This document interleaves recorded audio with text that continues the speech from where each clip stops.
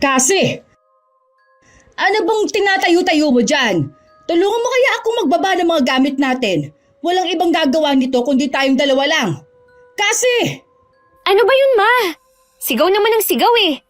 Naka-headphones na ako, naririnig ko pa rin ang boses mo. Kung tulungan mo kaya ako dito. Hindi ka na prinsesa ngayon, kaya huwag kang umasta na may katulong ka pa. Si mama naman eh. Tinitingnan ko lang ang bahay na titirhan natin. Sure ba kayo na ito na yun? Dito ako lumaki. Sa tanda ko ng ito, maliligaw pa ba ako dito? Buhati mo itong maleta at dalhin mo na rin sa may pintuan. Napaka-creepy naman ng bahay. Gano'n na ba katagal tong hindi natitirhan? Ilang taon na rin. Mula nang nag-asawa na kami magkakapatid, naiwan na to. Pero dahil pinapaalaga naman sa caretaker, maganda pa rin ang bahay. Sa kataon-taon, pinapaayos ni kuya ang mga sira kaya talagang matibay pa to. Hay nako, nakatapak na naman ako dito. Bumabalik na naman ang mga alaala. Bakit ganyan ang reaksyon mo, ma? Pangit ba ang mga alaala mo rito? Hindi naman. Mga alaala ng lolo at lola mo ang tinutukoy ko. Ma, baka naman may multo dito, ha? Kung may multo man dito, wala ka na magagawa pa doon. Wala na tayong iba pang matitirhan, kaya magtiis ka. Bakit kasi inawi-away niyo pa si Tito Fred eh? Pinalayas tuloy tayo sa bahay nila. Dapat, pumayag ka na lang na doon tayo tumira sa silong ng bahay nila sa Manila. Di sana, nandun pa rin tayo. Kesa dito sa probinsya, no? Mukha tayong ipinatapon sa iwahig, ma. Iwahig ka dyan! Tumigil ka nga sa mga pinagsasabi mo, ha? Baryo lang ito sa probinsya. May tao pa rin nakatira dito. Pero pwede tayo maghanap buhay dito. Hindi na nga lang kagaya ng buhay natin sa Manila. Hindi ka na pwedeng maging maluho, ha? Ayusin mong buhay mo. Ako na naman ang nakita. Maayos naman kaya ang buhay ko. Nadadamay lang ako sa kamalasan nyo. Wala naman akong magawa kasi nanay ko kayo. Anong sinabi mo? Paduguin ko kayang bibig mo. Ako? Malas? Gusto mo talaga makakita ng minamalas sa tao? Ha? Ipakikita ko sa'yo ngayon. Lumapit ka dito. Ayoko nga. Bakit naman ako lalapit? Nakahanda na yung kamao nyo para manakit. Buhati mo na nga itong maleta. Puro ka dakdak. Puro ka reklamo. Hindi ka na lang magpasalamat sa buhay na meron ka. Oo na po. Magandang araw po sa inyo, Miss Gwen, at sa lahat ng inyong mga tagapakinig. Itago niyo na lang po ako sa pangalang Cassie. Sa Manila na po ako lumaki at nagkaisip. Doon na rin ako nakapagtapos ng pag-aaral. Pero nagbago ang buhay namin ng mama ko nang umuwi ang kapatid niyang panganay na si Tito Fred. Nagtatrabaho siya sa Saudi. At nang magdesisyong wag nang bumalik sa ibang bansa, bumalik na siya sa bahay nila sa Sampaloc, Manila. Doon kami dati nakatira ni mama dahil pinaalaga sa kanya ang bahay na yon. Pero dahil gagamitin na nila, nagpa siya ang tsuhin ko na ang silong ng bahay ang uukupahan namin. Dahil iuuwi na raw ang pamilya niya na nanirahan sa probinsya ng asawa niya. Hindi magkasundo ang mama ko at ang hipag niya. Matagal na nagdiskusyon sina mama at Tito Fred. Hanggang sa hindi na talaga sila nagkasundo sa mga desisyon. Aaminin kong matigas ang loob at ulo ng mama ko. Hindi talaga siya papayag na makasama sa iisang bubong ang taong hindi niya kasundo. Yun ang dahilan kaya napilitan kaming umuwi ng Mindoro at tumira sa bahay ni na lolo at lola. Habang nagpapasok kami ng mga dala naming gamit sa loob ng bahay, napansin ko ang isang lalaking kaidaran ko. Napadaan siya at huminto sa tapat ng bahay. Palingalinga siya sa paligid na para bang may hinahanap. Hindi ko nagustuhan ang ginagawa niya kasi para siyang nagmamatsyag. Kaya lumabas ako para sitahin siya. Hoy, ikaw! Anong ginagawa mo dyan? Nagmamatsyag ka ba para magnakaw? Ano? Ha? Hindi ah. Bakit ka nagmamasid? Anong kailangan mo? Matagal na kasing bakante ang bahay na yan. Nagulat lang ako kasi may titira na. Nabili niyo ba yan? Ano bang pakialam mo, ha? Bakit ka ba nagtatanong? Ang mga ganyang gawain, may masamang balak. Hoy, taga Manila ako. Hindi mo na ako maluloko sa ganyang taktika. Baka bukas ng gabi o sa susunod, aakyatin mo na tong gate namin eh. Tapos, palihim kang papasok sa loob. O kaya, aakyatin mo ang bubungan at mananakot. Ano ko, aswang? Aba malay ko. Hindi nga ba? Patingin nga ng mata mo kung baliktad ako dyan. Ano ba, Ray? Bitawan mo nga pisngi ko. Uy, ang tulis-tulis ng kuko mo. Oh. Ikaw yata ang aswang eh. Aswang? Sa ganda ng kuko kong to? Hindi mo alam to? Fake nails to. Dukutin ko ang mata mo dyan eh, para hindi ka na makapanilip. Umalis ka na nga rito. Alis!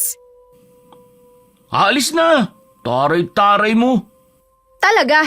Huwag ka nagbabalik dito ha? Asa ka pa? Kasi! Nasaan ka na naman ba? Ay palagi na lang nawawala. Ilagay mo lang ang mga gamit mo sa kwarto. Walang iba maglalagay niyan. Nandyan na! Ano ba yan si Mama? Atat na atat? Hindi naman mawawala ang mga gamit ko kahit next week ko pa yung galawin eh.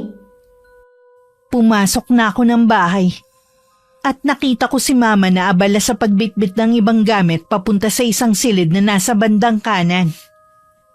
Sa katabi nun ay ang pintuan papuntang kusina. Walang pansara ang pinto kaya kita agad yun. Ma, saan ako? Saan ang kwarto ko? Bakit siyan ka papunta? Hindi ba tayo dun sa itaas? Ang dami namang tanong. Dito ako magkakwarto kasi malapit sa kusina. Alam mo naman ako, gumigising ako ng alanganing oras sa gabi para uminom at magbanyo. Ikaw, doon ka sa itaas. 2 silid doon. Mamili ka na lang ng gagamitin mo, ha? Pareho namang bakante yon. Ha? Ako lang mag-isa sa itaas? Ano tong kwarto sa kaliwa? Huwag mong gagalawin yan. Bakit? Kasi may multo. O sige, multuhin ka sana ng lolo at lola mo kapag ginalaw mo yung kwarto nila. Mabuti nga yung pagpakitaan ka para tumino ka. Ay, 20 years old na ako at never pa akong nakakita ng multo. Pero mataray na ina, nako po, nag-e-exist talaga. Sige, simulan mo na naman ako. Buhatin mo na yung mga gamit mo sa itaas. Wala kang katulong dito. Dapat pala nagpaiwan na lang ako dun kay Tito Fred eh. Mukhang mas okay ang magiging buhay ko dun. Dito, para akong kinikilabutan. Pagpasok ko pa lang ng bahay, sinalubong agad ako ng malamig na hangin. Akala ko ba hindi ka naniniwala sa multo? Hindi nga. Pero sa maligno, oo. Kasi po, may classmate ako dati na maligno. Tingnan nyo nga tong paligid ng bahay na to, ma. Puro puno na nakakakilabot ang itsura. Parang humahaba ang sanga tapos kukunin ka. Ewan ko sa yung bata ka. Umakyat ka na sa itaas. Tapos bumaba ka ulit at tulungan mo akong mag-ayos sa mga gamit sa kusina. Dalian mo na. Eto na nga. Isa-isa kong dinala sa napili kong kwarto ang mga gamit ko. Tiningnan ko ang kabuuan ng silid. Wala nga mga gamit doon maliban sa kama na old style pa. May side table at may nakapatong na makalumang lampshade. May malaking cabinet na nung buksan ko pwede kong pagtaguan para hindi makita ni Mama.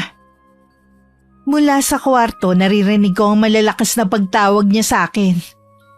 Kaya ang ginawa ko isinuot ko uli ang headphone at nakinig ng music. Nilakasan ko ang volume para hindi ko siya marinig. Hindi ko na malaya na nakatulog ako. At gabi na nung magising dahil malakas na ang ulan. Hindi ko na malaya na inalis ko pala ang headphone habang tulog. At nakita ko tong nakabagsak sa sahig. Sira na ng damputin ko. Nakabukas ang bintana sa silid. Kaya kitang-kita ko ang malakas na kidlat na sinabayan pa ng malakas na kulog. Takot ako sa ganun kaya lumabas ako para puntahan si Mama. Ginamit ko ang flashlight ng cellphone para ilawan ng paligid. Pagdating ko sa sala, nakita ko ang vanity mirror. Napatingin ako doon dahil may nakita akong refleksyon. Isang babaeng nakabestida. Damit pantulog ang suot niya. Inakala kong si Mama siya kaya sinundan ko nung naglakad yun paalis. Ma? Ma? Saan ka pupunta? Hindi naman dyan ang kwarto mo ah. Makikitulog ako sa kwarto mo ah. Kasi natatakot ako sa kulog at kidlat. Ma, sandali! Huwag ka munang tumakbo. Hindi naman ako nakikipagbiruan eh. Kasi! Saan ka pupunta? Ma! Anong ginagawa mo dyan? Tumakbo ka ron oh. Susundan nga sana kita eh. Bakit nandyan ka na? Sira ba ang tuktok mo? Papunta yan sa likod ng bahay. Anong gagawin ko doon? Galing ako sa kusina kasi kumuha ako ng tubig. Bakit pa pala ako tinatawag? Patulog naman sa kwarto mo. Sige na ma. May kulog tsaka kidlat eh. Ang tanda-tanda mo na takot ka pa rin dyan. Hindi naman yun nawawala eh. Tsaka, dagdagan mo pa na nakakita ako ng doppelganger mo. O ano naman yun? Nanggagaya yun ng itsura ng tao. O tapos? Tapos, Bakit natigilan ka? wala po ma. Gawa-gawa ko lang yun para takutin ka. Nakalimutan ko, manhid ka nga pala. Sira ulo kang bata ka! Hayan, matulog ka na dyan. Bukas, marami tayong gagawin. Tinulugan mo ako habang nag-aayos sa mga gamit natin eh. Bukas tatapusin natin yon. Tama po. Tapos itapon na natin yung vanity mirror sa sala. Ang pangit naman nun, ma. Sige, itapon mo nang makakita ka ng multo. Ha? Paboritong gamit yon ng lola mo. Nung nabubuhay pa siya, ipinagdadamot niya yon. Ingat na ingat siya doon. Araw-araw niyang pinupunasan para linisin. Mahilig talaga sa salamin ng lola mo. Subukan mo itapon nang magpakita siya sa'yo. Hindi ako natatakot. Bukas talaga. Sige lang! Galit na galit si Mama sa akin kaya lalo ko siyang inaasar. Pero dahil sa lakas ng kulog at kidlat, pinilit kong matulog. Sumiksik ako sa kanya kaya lalo siyang nainis. Nagising ako kinaumagahan dahil narinig ko ang mabibigat na yabag sa labas ng silid. Pabalik-balik yun na para bang naiinis. Inakala kong si Mama yun pero nang bumiling ako paharap sa pinto, mukha ni Mama ang nakita ko. Sa sobrang gulat ko, naitulak ko siya dahilan para mahulog sa kama. Mataas pa naman ang kama na hinihigaan namin. Kaya dinig na dinig ko ang lagapak niya sa sahig. Ay, buwisit kang bata ka! Bakit mo ko tinulak? Sorry ma, nagulat kasi ako sa mukha niyo eh. Pagdilat ko, tutok na tutok sa paningin ko eh. Akala ko kasi kayo yung naglalakad ng pabalik-balik sa labas. Tulog pa pala kayo? Sino yun? Ay, kung ano-ano na lang ang pinagsasabi mo. Tulungan mo nga akong tumayo. Nabalian yata ako ng balakang eh. Heto po, abutin niyo ang kamay ko. Ma, mula nang magising ako sa kwarto ko, kung ano-ano na ang naranasan kong kababalaghan sa bahay na to. Hindi kaya totoong nagmumulto na si Lola? O kaya si Lolo? O pwedeng pareho naman silang dalawa? Baka ayaw niya tayong tumira dito. Kasi naman, napakabungangera niyo eh. Ako? Bungangera? Kung pinuputulan kaya kita ng dila para hindi ka na makapagsalita. Lo, di pwedeng warning muna? Pumunta na nga tayo sa kusina at magluto ka ng almusal. May dala tayong tuyo, hindi ba? Iprito mo yon, tapos magsaing ka na. Ako? Oo alang sino? Wala na tayong katulong kasi ha. Hindi ka na nakatira sa tiyuhin mong may katulong sa bahay para may utusan ka. Dito, kikilos ka na. Ayokong magprito ma. Masisira ang balat ko sa talsik ng mantika. Kayo na lang magluto. Ikaw? Aray ko ma! Bakit naman kayo nananabunot? Bitiwan niyo nga ang buhok ko. Matatanggal ang anit ko sa paghatak niyo ng buhok talaga kita! Natigilan kaming pareho nang makarinig muli ng ingay na nagmumula sa kusina. Mabilis na kinuha ni Mama ang payong na nasa gilid ng silid, saka dahan-dahang lumabas. Bigla ko naalalang nakausap kong lalaki. Kaya naisip kong baka nga akyat bahay siya.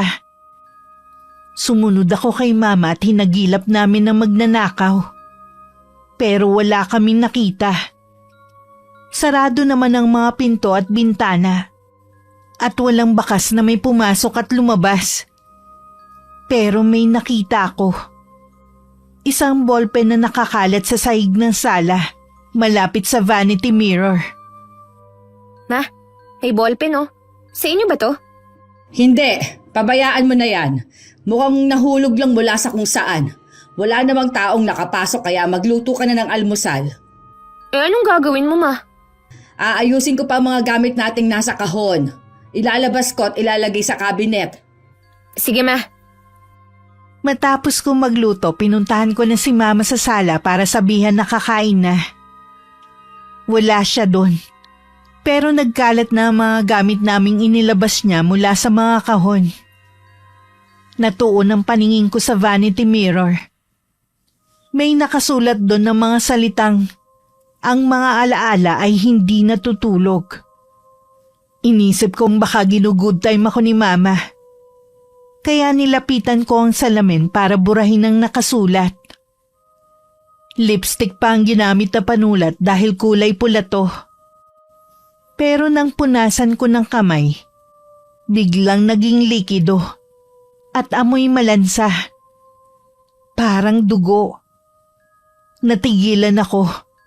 Napatulala habang tinitingnan na umagos pababa ang likido. Bigla ako napalingon dahil narinig ko ang boses ni Mama. Kakausapin ko na sana siya nang biglang may humawak sa braso ko. Doon na ako nagsisigaw. Ano bang nangyayari sa iyong bata ka? Ma, ano tong nakalagay sa salamin? Tsaka, may humawak sa braso ko. Sandali. Nasaan na yun? Bakit nawala? Nawala na rin ang nakasulat sa salamin. Tsaka yung likido na parang dugo. Wala na rin. Hays, gutom lang yan. Nakaluto ka na ba? Kumain na tayo. Ma, totoo ang sinasabi ko. Tama na kasi. Totoo man o hindi, wala ka namang ebidensya oh. Kung nariyan pa sa salamin ang sinasabi mo, maniniwala ako. Pero wala. Halika na sa kusina. Kumain na tayo. Tapos tulungan mo ako mag-ayos ng mga gamit. Marami-rami pa nga ayusin. Hindi ko kayang gawin na mag-isa.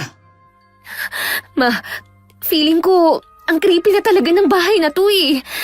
Wala bang mystery dito? Wala bang nangyaring hindi maganda rito noon?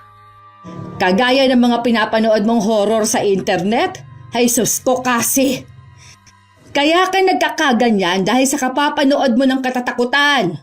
Tigil-tigilan mo na yan. Hindi naman nakakatulong sa buhay natin. Bukod sa pag-aayos sa mga gamit, iisipin pa natin kung paano tayo mabubuhay sa lugar na ito. Kasi pareho tayong walang trabaho. Kailangan nating pumunta sa bayan para maghanap ng trabaho doon. Pero ayoko pang magtrabaho, Ma. Kakagraduate ko lang, di ba? Akala ko ba, ayos lang sa inyo na magpahinga muna ako. Hindi na pwede ngayon kasi.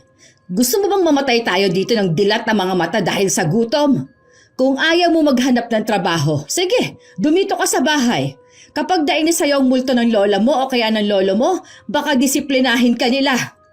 Baka nga po nagmumulto na sila, Ma. Naku, parang ayoko nang tumagal dito. Kung meron kang alam na ibang matitirhan, dililipat tayo. Pero kung wala kang magagawa. Magtiis ka dito. Babalik na lang ako sa Manila. Hindi naman ako kasali sa tampuhan yun ni Tito Fred eh. Kaya tatanggapin ako nun ulit. At iiwan mo ako dito? Ganon? Napakawalang kwenta mo palang anak. Bakit talagang tuluyan kitang kalbuhin ang hindi ka makalabas ng bahay? Makita mo! Kinagabihan, nagsusuklay ako ng buhok dahil katatapos ko lang maligo. Doon pa rin ako natulog sa silid ni Mama dahil ayoko munang umakyat sa kwarto ko. Kahit inis na inis si Mama sa akin dahil ayaw niyang may kasama sa kwarto niya, nagsumiksik talaga ako sa kanya. Hindi ako naniniwala sa multo. Pero nararanasan ko ang kababalaghan sa bahay ni Lola. Kaya hindi ko na alam kung ano ang paniniwalaan ko. Malalim na ang gabi at mahimbing ang tulog ko. Nagising ako dahil nakarinig ako ng iyak. Babae, kakaiba ang iyak niya. Parang punong-puno ng hinanakit at galit.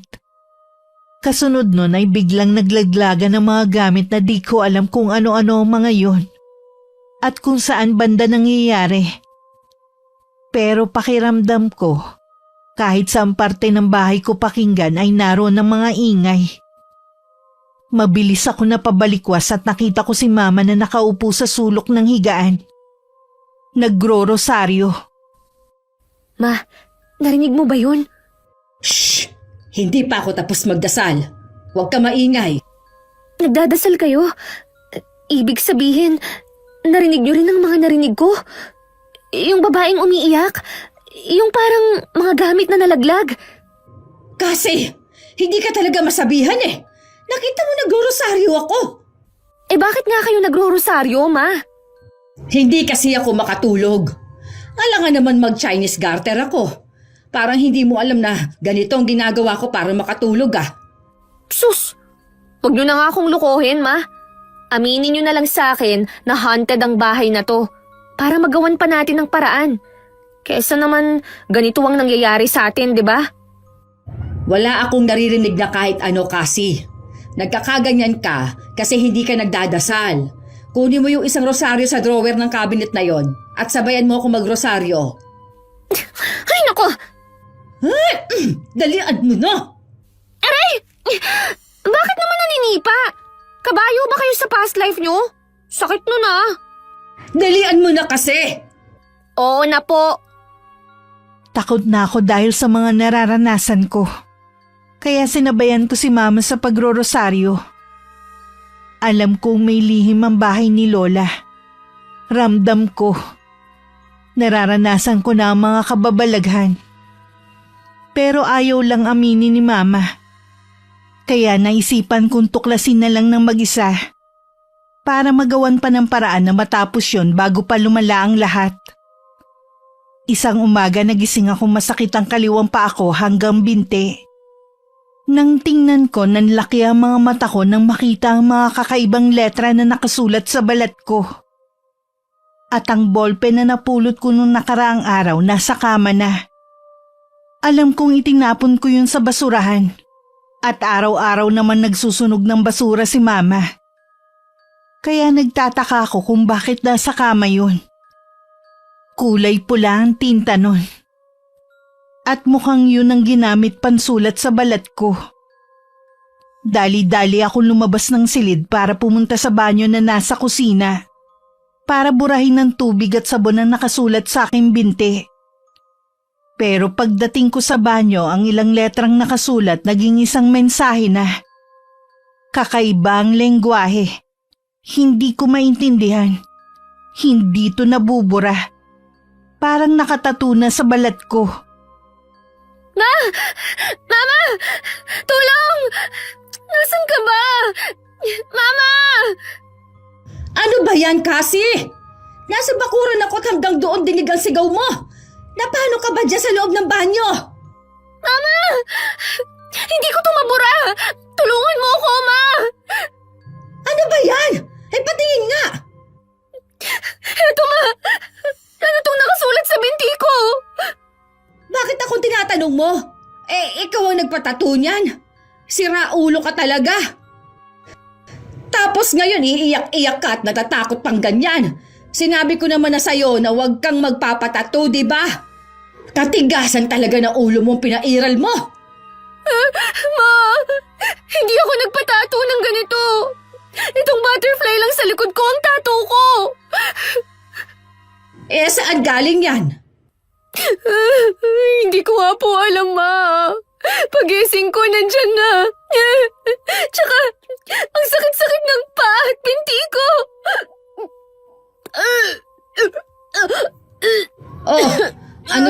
Ano nangyayari sa'yo? Bakit ka susuka ng ganyan? Buntis ka ba? Ha, sige. Lubos-lubusin mo na ang pag-amin ngayon ng mga tinatago mong lihim. Siraulo ka talaga. Kaya ayaw mo magtrabaho kasi buntis ka. Ha? Ma, nanghihina ako. Ma, yung suka ko! Bakit may dugo? Tsaka, may mga damo-damo. Ano yan? Teka, ano ba ang kinain mo, ha? Bakit nga ganyan yan? Kadiri ka naman bata ka. Hindi pa naman tayo nagluluto ng gulay dahil hindi pa tayo namimili. Puro lang dilata ang niluluto natin Hindi ko rin alam kung saan galing to, Ma. Ma, ang sakit ng tiyan ko.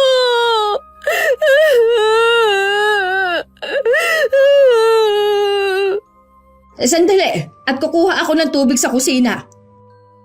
Nagpahinga lang ako buong maghapon dahil sa sama ng pakiramdam. Pero hindi ako mapakali kung ano-ano ang naiisip ko. Kaya habang nasa labas ng bahay si Mama para kumausap ng kapitbahay, para daw malaman niya kung saan may malapit na center o botika, naglibot naman ako sa buong bahay. Hanggang sa makarinig ako ng mga yabag. Ako lang ang naroon sa bahay kaya alam kong walang ibang tao. Nang mga sandaling yun, hindi ko na pinairal ang takot. Hinagilap ko kung saan nanggagaling ang yabag. Hanggang sa nakita ko ang isang pares ng paa na naglalakad papunta sa likod bahay. Tahimik ko yun sinundan para hindi ako mapansin. Nagtataka ako kung sino siya at kung anong ginagawa ng babaeng yun sa bahay namin. Ilang beses akong kumura para alamin kung totoo ba ang nakikita ko dahil baka kasi multo. Pero malinaw talaga siya sa aking paningin. Nakarating kami sa likod bahay. Pumasok siya sa isang silid at sinarado ang pinto. Nagmadali akong lumapit para maghanap ng sisilipan na butas. Pero bago ako makasilip, natigilan ako dahil sa mga sigawan sa loob. Isang lalaking halata sa boses ang edad na kaedaran ni Mama. Galit na galit siya sa babaeng pumasok sa silid na yun. At umabot pa sa pambubugbog niya. Iyak nang iyak ang babae habang nagmamakaawa. Makikialam na sana ako nang biglang sumakit ang ulo ko. Dahil nakarinig ako ng matinis na tunog. Nanunuot sa tenga ko. Kasunod nun ay nawalan na ako ng malay. Kasi anak, gumising ka.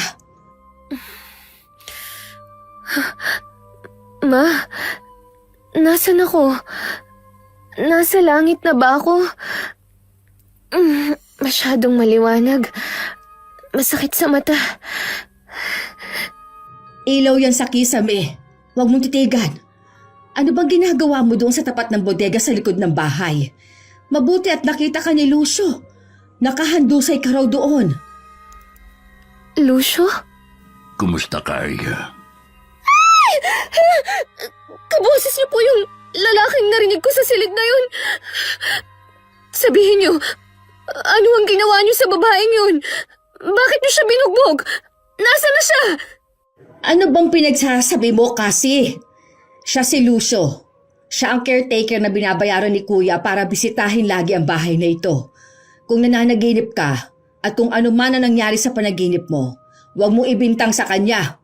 Sus ko kang bata ka. Pero ma, dinig na dinig ko po ang nangyari sa bodega. Hindi ako pwedeng magkamali. Baka nga nanaginip ka lang. Dahil siguro biglang naiba ang paligid mo kaya ka nagkakaganyan. Lumaki ka sa Maynila at bigla ka napunta rito sa probinsya. Maninibago ka talaga. Lumalabas-labas ka rin minsan. Hayaan mo, papupuntahin ko rito ang pamangking kong si Gerald para may kausap kang kaedad mo. Gerald? Oo, pamangking ko siya. Makikilala mo rin siya. Pasensya ka na, Lucio, ha. Naabala ka tuloy. Salamat nga pala sa pangungumusta mo. Maayos naman kami sa bahay na ito. Huwag ka mag-alala. Ma, hindi tayo maayos dito. May multo nga rito eh. Puro na lang kababalaghan ang nangyayari sa bahay na to. Paano tayo naging maayos nun? Tumahimik ka nga kasi. Pagpasensya mo ng anak ko, ha, Lucio. Ganyan talaga siya makipag-usap. Alam mo na, laking Maynila. Nga pala, kapag tinawagan ka ni Kuya at kinumusta kami, sabihin mo, kumakain pa naman kami ng 3 beses sa isang araw. Hindi ko lang alam kung kailan magiging 2 beses na lang. Marami-rami pa naman ang dilata namin. Sana kamo, naging masaya na siya. Pamilya pala talaga kayo ng mga mapagbiro. Ganyan din kung magsalita si Sir Fred. Paano? Aalis na ako. Ay nga pala, dinalang ko kayo ng mga gulay at prutas. Ay, salamat naman. May makakain na akong totoong pagkain. Di ba, hindi ka naman kumakain ng gulay? Kesa naman puro delata, ma. Ako na ang magdadala sa kusina ng mga pagkain na yan. Nagbabalat na rin ako ng mangga. Uy, mukhang masarap ah. Aray, ang sakit pa rin ng binti ko. Ha? Teka, ano to? Ma! Ma! Yung nakatato sa binti ko, parang dumudugo. Tsaka, bakit may nanana? Ano? Patingin nga. Aba, namamagana nga. Yan ang sinasabi ko sa'yo. Kung kani-kanino ka nagpapatato, mukhang na-impeksyon ka na. Hindi ko nga po ito tattoo. Bigla na nga lang lumitaw dyan sa binti ko eh. Sandali, patingin nga. Teka, hindi to ordinaryong tato. Hindi nga po yan tattoo, Manong. Si Mama kasi ang kulit eh. Bakit ka nagkaroon ng ganito? Saan mo nakuha? Meron ka bang nakaaway? Hindi pa nga ako gumagala dito sa lugar na to. Kaaway na agad. Tama! Yung lalaking nakausap ko nung bagong dating kami rito. Sinabihan ko kasi siya na magnanakaw. Kasi nagmamasid sa amin eh. Baka nagalit siya. Naku, pusong mamon naman nun. Bakit nga ho pala? Ang kataga na nakasulat sa binti mo, hindi ito basta katagalang. Isa itong sumpa. Ho? Sumpa? Ang katagang nakasulat, isang dasal na tanging mga mambabarang lang ang nakakaalam. Sila ang tanging nakakabigkas niyan. Kung ganun, mambabarang kayo? Ano? Hindi ah. Kasasabi niyo lang kaya na mambabarang lang ang nakakaalam at nakakabasa. Bakit alam niyo? Oo nga naman. Isa akong albularyo. Albularyo? Nasaan ang nakasipit na dahon sa tenga niyo? Anong dahon na nakasipit sa tenga? Di ba ganun yun, Ma? Ganun ang fake healers eh. Faith healers. Kung ano-ano na lang ang lumalabas sa bibig mo, bata ka. Nga pala, Lucio, kung ano man yung tumubo dyan sa binti ng anak ko paano maaalis yan? Galit. Galit ang dahilan kung bakit siya nilagyan ng sumpa. Hindi ko masasabi ang paraan ng pagtanggal kung hindi ko naman malalaman ang punot dulo nito. Kahit ako, hindi ko rin ho alam. Nangyari lang ito dito sa bahay na to. Kaya Ma, aminin niyo na lang kasi na may misteryo ang bahay niyo na to. Para matapos na ang lahat. Baka ikamatay ko pa to, May. Barang na to, oh. Sumpa-sumpa na ang topic. Wala nga kahit anong nangyari dito. Bakit ba ang kulit mo? Masaya kaming namuhay dito. Ang alam ko lang, Armalite ang bunganga ng tatay ko at kabaliktaran niya ang nanay ko. Pero walang kababalaghan sa bahay na ito. Baka naman may nagagalit sa'yo. Masama rin kasi ang ugali mo eh. Baka ginagantihan ka na. Ako? Iisipin ko muna kung sino ang gagawa nito sa akin. Pero Manong, hindi ho ba pwedeng gamutin niyo na lang ako para matapos na? Wala talaga akong idea kung sino ang mambabarang sa akin eh. Di ba albularyo kayo? Susubukan ko. Uuwi muna ako para kumpletuhin ang mga gamot na kailangan sa panggagamot. Babalik ako sa Huwebes. Bakit sa Huwebes pa? Sa 3 araw pa yun. Kailangang isagawa ang ritual sa Huwebes ng gabi.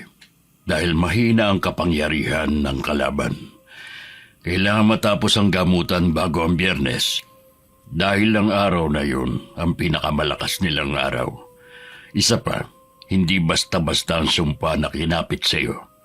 Kaya hindi rin basta-basta mga gamit na kailangan kong dalhin. Naku po, kung ilang araw pa, buhay pa kaya ako nun? Ano ka ba naman kasi? Gusto mo patayin na kita ngayon para matapos na agad? Si mama naman. Mula nang malaman kong binabarang ako, doon na ako binalot ng takot. Natatakot ako para sa aking sarili. Doon ko naisip na wala pa ako nagagawang matino sa buhay pero nasa bingit na ako ng kamatayan. Sa takot ko nag-iba-iba na ang aking ugali. Madalas ako naging magagalitin. Tapos sa gabi sumisiksik lang ako sa sulok ng silid at umiiyak. Ginawa na ni Mama ang lahat para gumaling ang sugat ko sa binti. Pero lalong lumalala. Hanggang sa makita kong nilalabasan na ito na matatabang uod at sobrang baho pa. Kahit ako nasusuka kapag naaamoy ito. Pero sa suka ko may mga insekto na ring sumasama. Pagkatapos kong ilabas, bigla na lang lumilipad. Parang mga maliliit na langaw ang sinusuka ko. Ilang araw pa ang lilipas bago bumalik si Mang Lucio. Pero para sa akin napakatagal na nun. Parang bawat oras ko hinihigit ni kamatayan. Unti-unti na ako nahihirapang huminga na para bang may sumasakal sa akin. Hinanap ko si Mama para humingi ng tubig pero wala siya. Hanggang sa marinig ko ang boses niyang may kaaway sa labas. Hoy! Ikaw! Tanda! Bakit ka naglalagay dyan ng mga basura? Huwag mo itambak dyan! Hindi naman basurahan ang gilid ng bakod namin ha! Alisin mo yan! Iuwi mo yan sa inyo! Ma! Sino ba ang kaaway niyo dyan? Bakit ba kayo nagbubunga nga? Tuwing lalabas na lang kayo ng bahay, palagi kayong may inaaway na kapitbahay. Ito kasing lalaking to ang tanda-tanda na, wala pang pinagkakatandaan. Meron naman silang bakanting lote Dito pa dinadala mga basura sa malapit sa bahay natin para daw dito sunugin. Di ang usok, pasok na pasok sa loob ng bahay. Nagsampay pa naman ako ng mga bagong labang damit. Tapos pauusukan lang. Hoy! Tanda! Bitbitin mo yung basura ninyo, ha? Kung hindi, sasambulat talaga yan sa harapan ng bahay nyo. Aba, loko pala talaga yung si Manong eh. Dapat talaga sa kanya dinadagukan eh. Pero ma, pabayaan nyo na nga siya at mukhang kinulang sa utak. Ikuha nyo na lang ako ng tubig, ma. Aray, ang tiyan ko, hinahalukay na naman. Tubig? Bakit ba hindi ka makapunta sa kusina? Ma, hindi nga ho ako makalakad ng maayos oh. Kayo kaya ang maglakad ng ganitong magang-maganang paa. Tapos may malaking sugat pa na hindi gumagaling-galing. Nariyan na! Pagkapasok ni Mama ng bahay, dumiretso siya sa kusina. Sinilip ko naman sa bintana ang lalaking kaaway niya. Nakita kong inis siyang umalis habang dala ang supot ng basura. Maya-maya napalingon ako kay Mama dahil bigla na lang siyang sumigaw. Takot na takot siya at natataranta. Narinig ko pa ang ilang mga gamit sa kusina na naglaglagan. At ang iba pinagahagis niya na parang may kaaway. Kahit hirap ako sa paglakad, pinuntahan ko siya para tingnan kung ano nangyayari. Ma! Ano ba yan? Bakit nagsambulat ang mga gamit dito? Bakit ka ba nagwawala? Sino na naman ba ang kaaway mo? Nag-iisa ka lang naman dito sa kusina. Kasi? Ano ba yun? Bakit kayo namumutla dyan? Sa banyo. Ha? Ano yun? Teka. Ano bang nangyayari? Bakit ang daming bubwit at mga ipis ang naglalabasan sa banyo? Hindi ko nga alam. Magbabanyo sana ako kanina. Pero pagbukas ko, yan ang sumalubong sa akin. Ano ba to? Sino ba ang gumagawa nito sa atin? Bakit ba tayo ginaganito? Bago ka na kasi, Ma. Hanggang dito ba naman may nagagalit sa inyo? Ano bang pinagsasabi mo dyan? Eh kasi naman, ang sama-sama ng ugali niyo eh. Wala pa tayong isang buwan dito. May lihim na kayong kaaway. Tumigil ka nga! Kita mong hindi ako madalas tumatambay sa labas. Ano naman ang gagawin ko doon? Ayoko namang nakikipagplastika sa mga chismosa.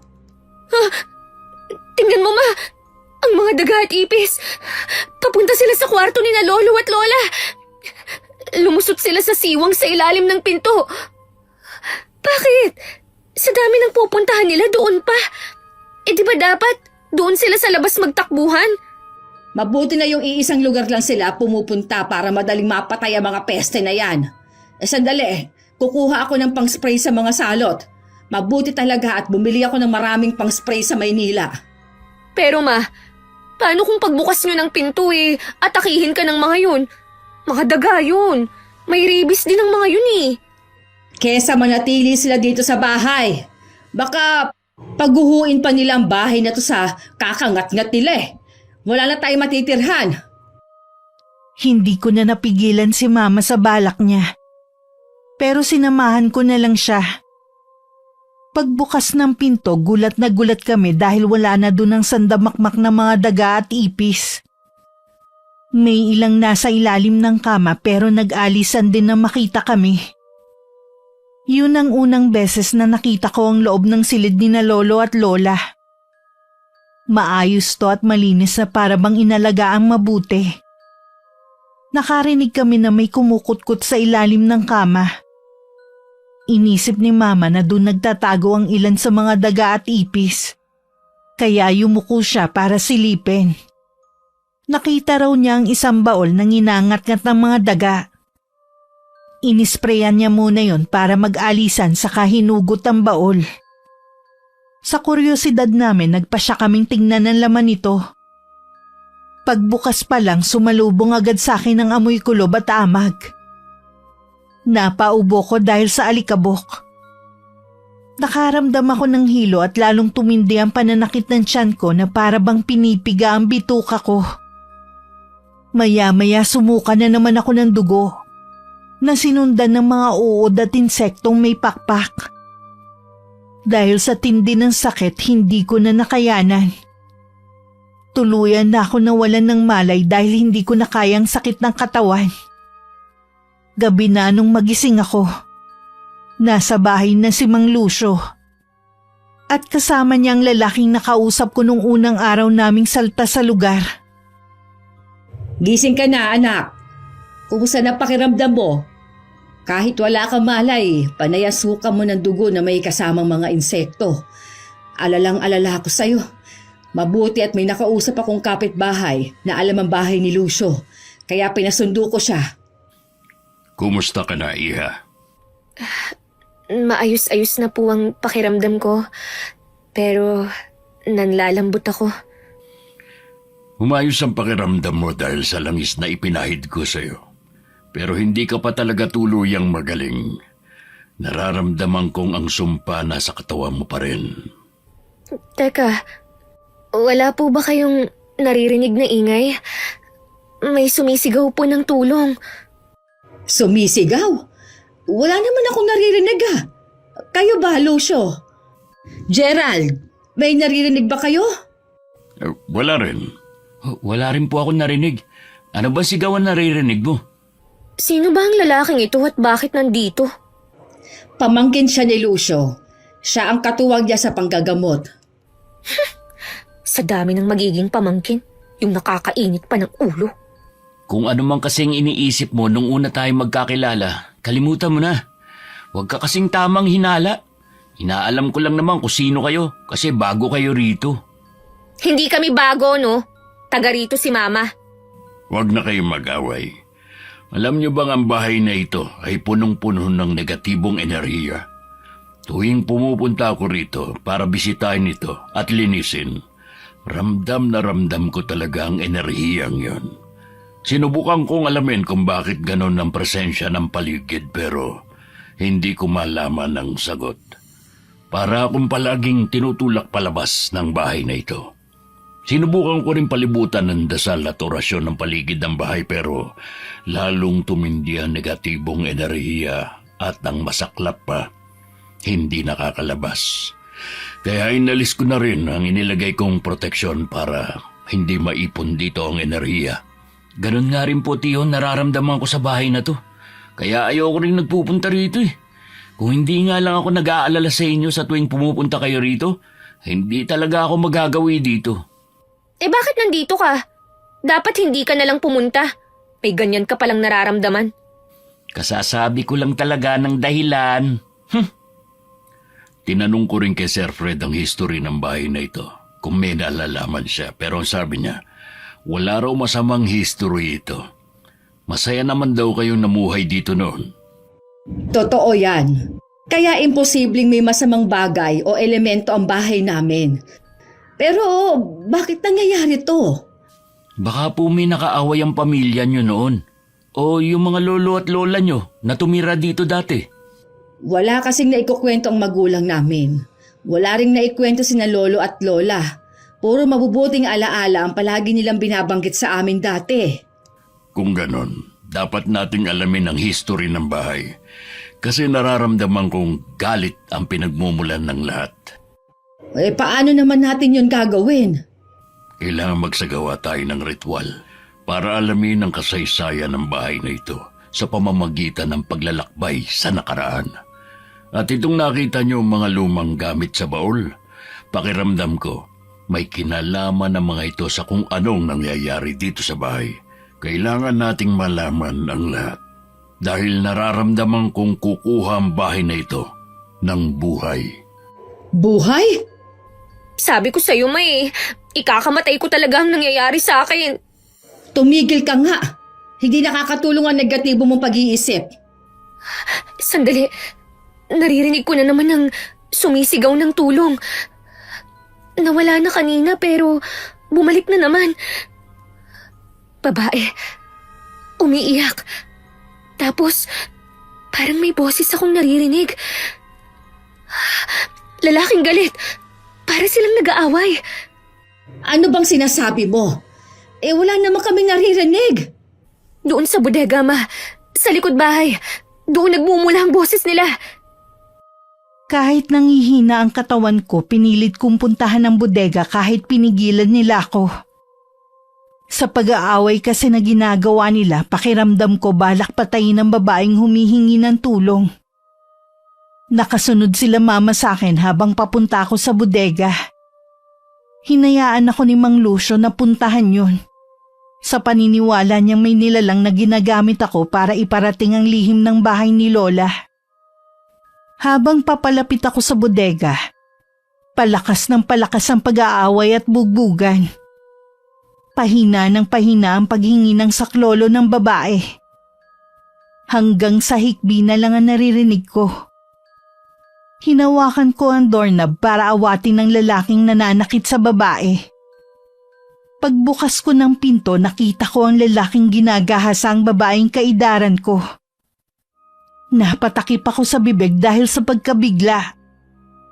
Pagkatapos mabilis akong lumapit para saklolohan ng babae.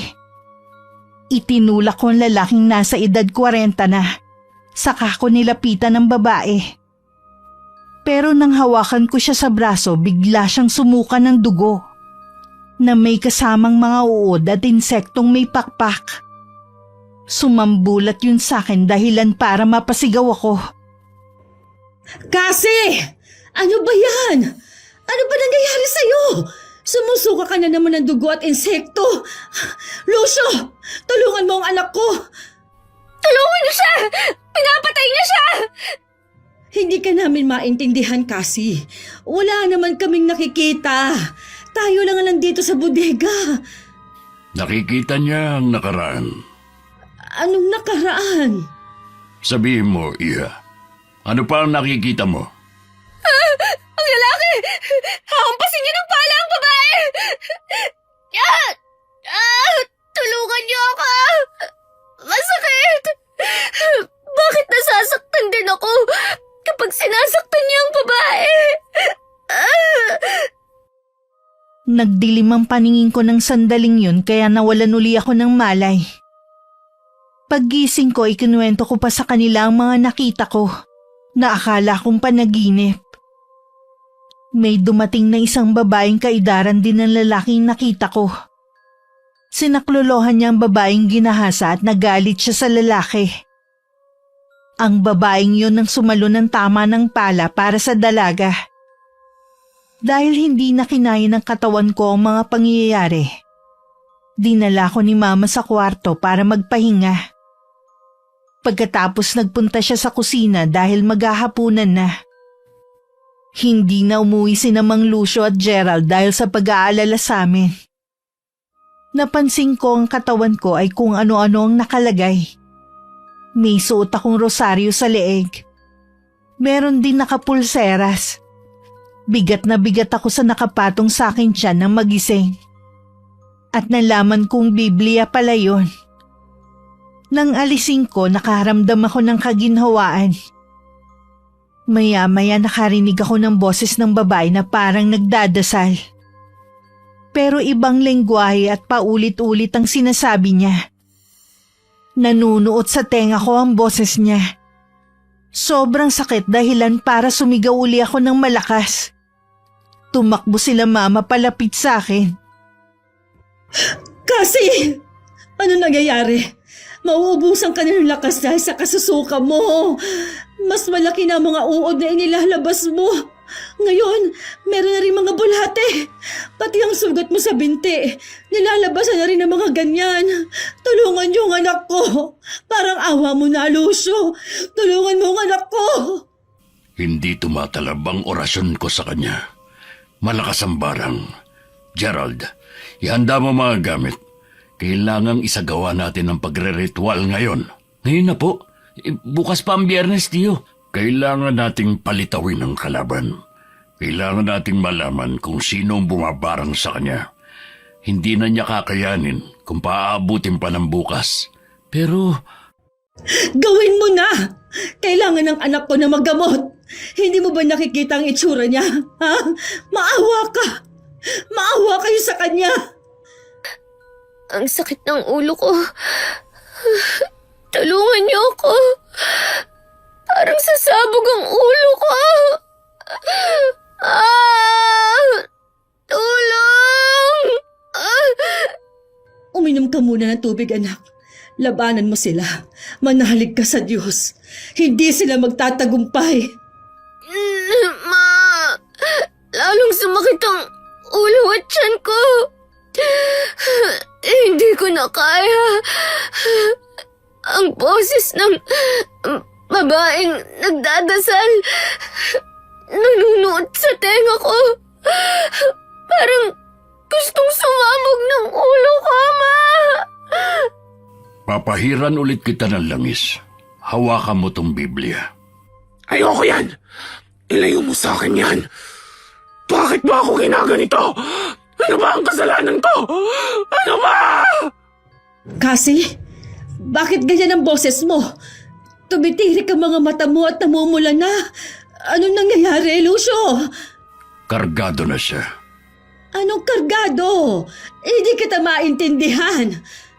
Hindi na siya yan. Tignan mo at inihagis niya ang Biblia. Kasi, anong ginagawa mo?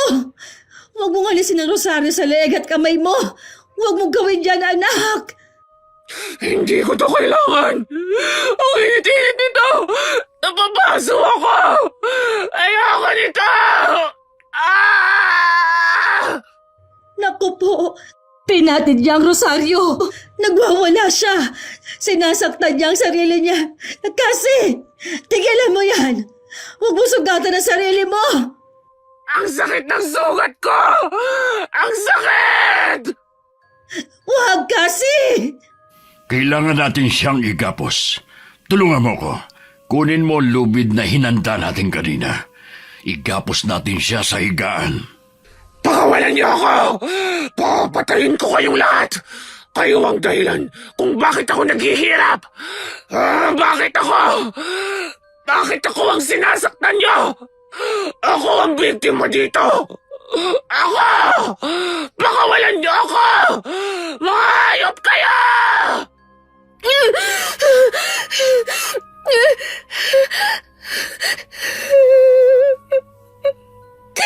Gusto ko nang umuwi sa amin. Gusto ko nang umuwi. Kasi, anak, kapag magaling ka na, uuwi na tayo. Basta labanan mo to, ha? Pangako, babalik na tayo sa Maynila, anak ko. Pakawalan niyo na ako.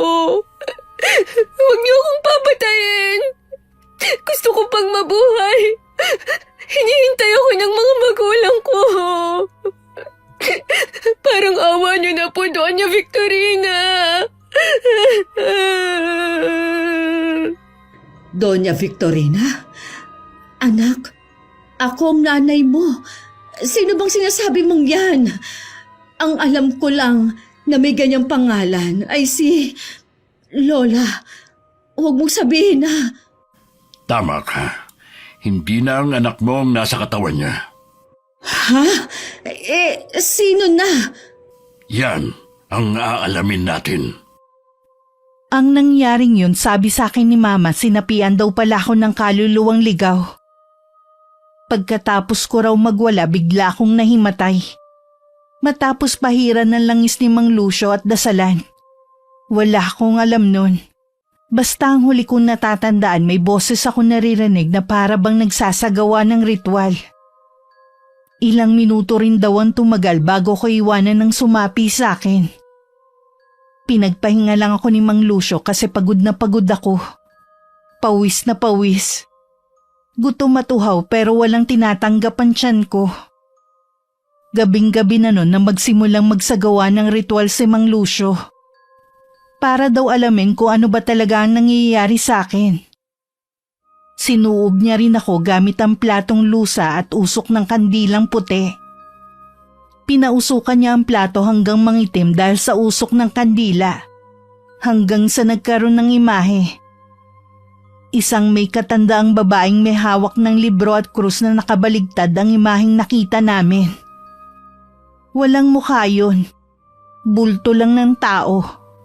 Pero nagtataka ako kung bakit sabi ni Mama kilala raw niya kung sino ang lumitaw sa suob. Namukhaan raw niya ito. Kahit wala naman talagang mukha ng tingnan ko.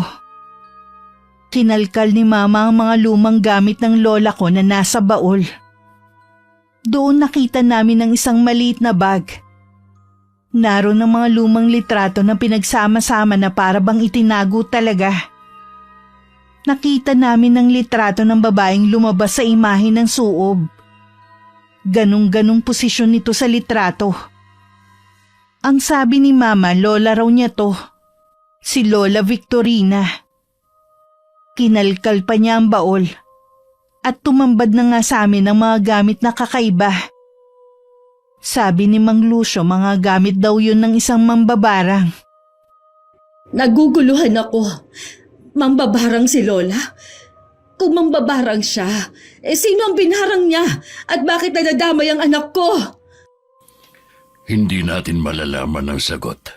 Wala nang nakalagay sa baol na makapagsasabi pa ng mga nangyari noon. Ano ang kailangan natin gawin ngayon? Paano gagaling si Cassie?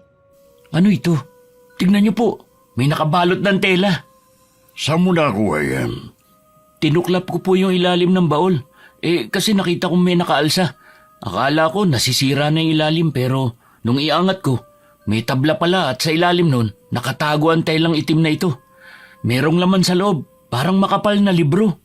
Patingin ako. Ito po. Isa itong journal. Nakasulat sa salitang Latin ng mga nilalaman. Nandito rin ang katagahan na kagaya ng nasa kanyang tato. Po, patingin nga po.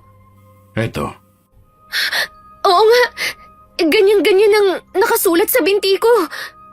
ito ang libro na naglalaman ng mga sikreto kung bakit balot ng hiwaga at negatibong enerhiya ang bahay. Sandali at babasahin ko. Marunong kang magbasa niyan? Oo naman po.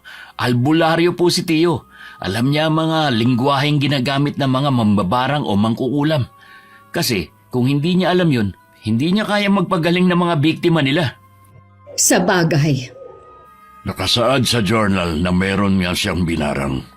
Ang sabi dito, taniman ng sumpa ng manahimik, bigyan ng pasakit. Kung magpumilit na lumaban, buhay ang kapalit. Ano po ang ibig sabihin nun?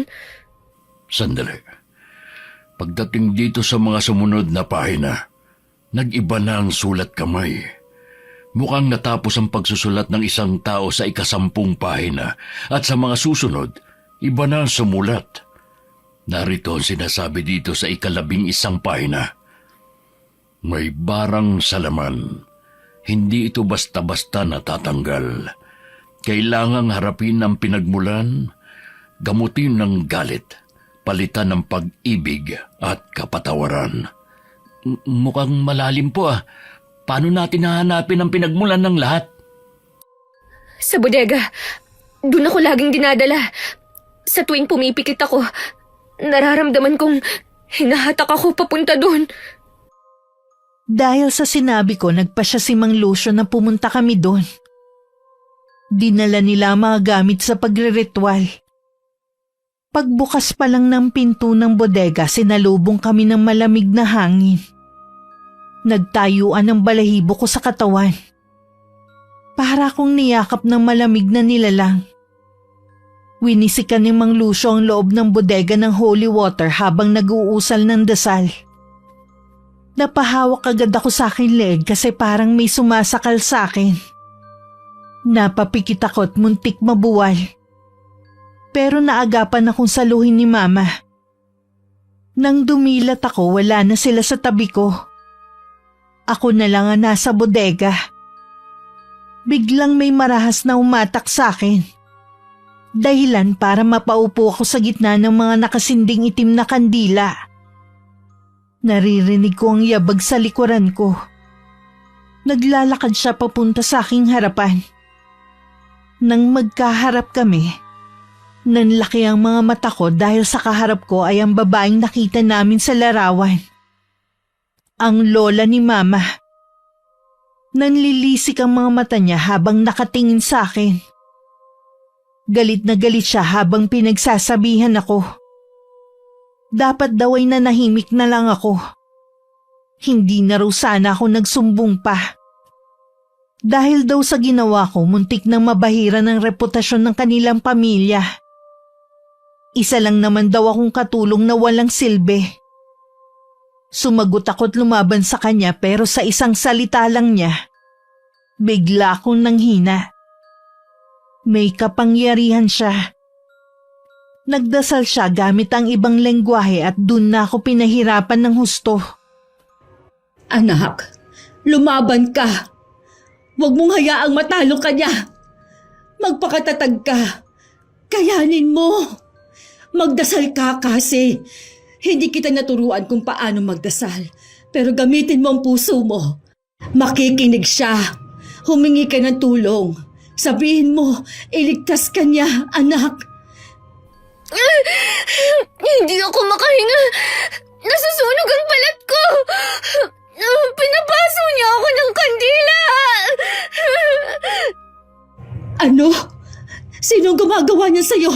Sabihin mo, hindi ka naman pinapaso ni Lucio. Winiwisikan ka lang ng holy water. Tama na!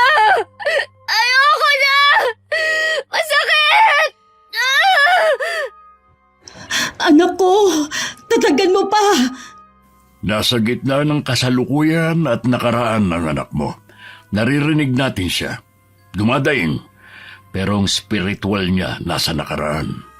Nakikipaglaban siya sa mambabarang na nagpapahirap sa kanya. Ano? Ibalik mo siya! Parang awa mo na! Hindi ko alam kung anong mangyayari sa kanya. Baka mapahamak siya. Ano ba ang dapat nating gawin? Siya lang ang makapagliligtas sa sarili niya. Gerald, Po, tiyo? kumuha ka ng palangganang may tubig. Kailangan ko siyang sunduin doon. Dahil kapag hindi siya nakabalik, baka pati siya ay mamatay. Opo, Kumuha ka na rin ng asin. sige po. Paano mo siya susunduin? Astral projection. Ihiwalay ko ang spirito ko sa katawan. Kailangan ko lakbayin ang nakaraan kung saan dinadala ng mambabarang ang iyong anak. Kailangan ko siyang sunduin doon dahil tiyak na papatayin siya. Kung ang lola ko ang mambabarang, bakit niya papatayin si Cassie? Hindi pa naman sila nagkikita dahil magkaiba ang panahon nila. Ito na rin ang paraan para malaman ko ang katotohanan. Narito na po yung palangganang may tubig at saka asin. Makinig ka, Gerald. Huwag na huwag mong hahayaang mamatay ang kandilang sinindihan natin kahit na ano ang mangyari. Kapag may maramdaman kang mabigat na enerhiya, wisikan mo agad ng holy water kasabay ng dasal na tinuro ko sa'yo. Po? Ako po? Wala po akong alam sa ganyan, tiyo. Alam mo na ang lahat. Hindi mo lang nagagawa pa.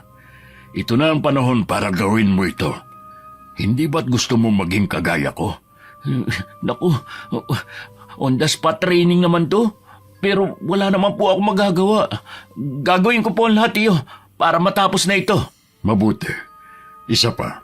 Sa oras na mapansin mong hindi na maayos ang aking lagay, ibuhos mo sa akin ng tubig. Yan ang magpapabalik sa akin sa panahong ito. Opo, Isaboy mo na ang asin palibot sa aming dalawa. sige po. Habang nakikipagtalo ko sa babae, bigla akong napatingin sa pintuan ng bodega. Nakita ko si Mang Lucio. Tinatawag niya ako. Napangiti ako dahil pakiramdam ko ligtas na ako. Tumayo ako para lapitan siya pero sinabunutan ako ng babae. At marahas na ibinalik sa pwesto. Kahit nanghihina, pilit ko siyang labanan. Nagtataka lang ako dahil hindi ako tinutulungan ni Mang Lucio. Parang hindi siya makalapit. Nakatayo lang siya sa pintuan at tinatawag ako. Kaya pinilit kong talunin ng babae. Itinulak ko siya at kita ko pang sumalya siya sa mga kandilang may sinde. Pagkatapos dali-dali akong tumakbo palapit kay Mang Lucio. Nang hawakan ko ang kamay niya, bigla na lang may malakas na hangin na tumulak sa amin. Pagdilat ko, nasa bodega uli ako. Pero sila mama na ang kasama ko.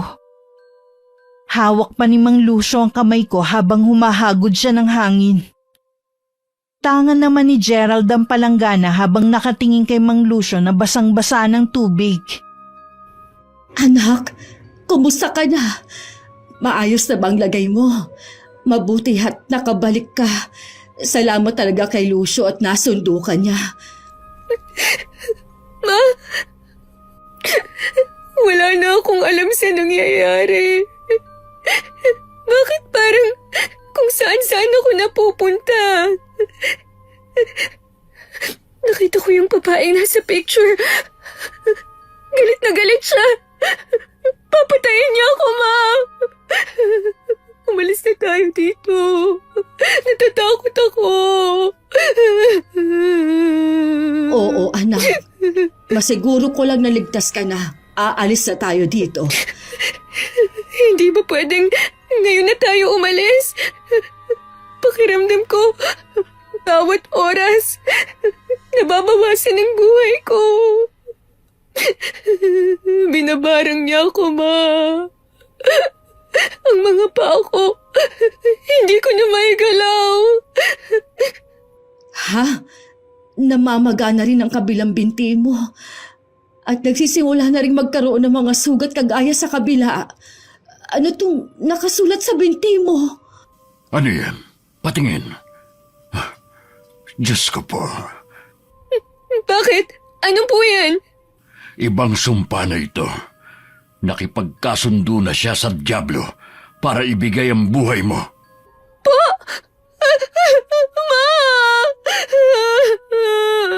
Anong gagawin natin, Lucio?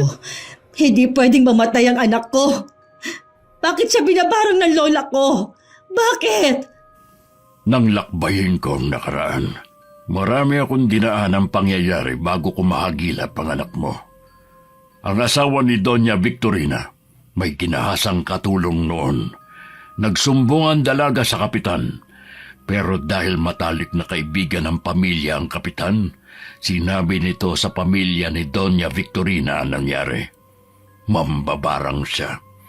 Dahil sa galit niya sa ginawang kahihiyan ng dalaga, pinarusahan niya ito, isinumpa.